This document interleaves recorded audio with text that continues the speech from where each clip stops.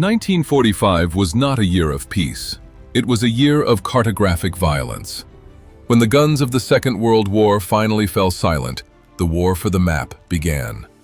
Millions had perished to defeat tyranny, yet the survivors awoke to find their destinies decided by men with pens, drawing arbitrary lines across continents.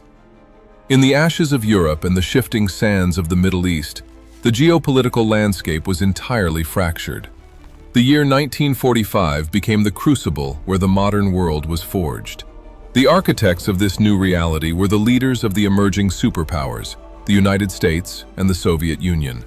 Their motivations were masked by the soaring rhetoric of liberation, yet they were fundamentally driven by the cold calculus of global hegemony.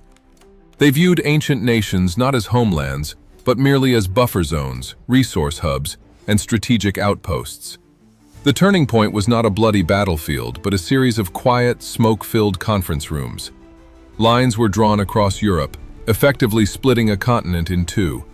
In the Middle East, the retreat of British and French colonial mandates left a highly volatile chessboard, setting the stage for the chaotic birth of new nations and decades of relentless conflict. The immediate consequence was a chilling realization.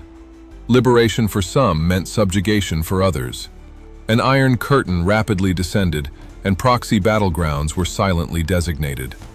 The long-term impact of these borders remains profound. The lines decided upon by exhausted empires and rising superpowers created the geopolitical fault lines of the 21st century. The bitter conflicts we witness today in Eastern Europe and the Middle East are the direct, tragic echoes of those fateful cartographic decisions. Historically, we often view maps as static, objective realities, but they are actually living documents of past traumas.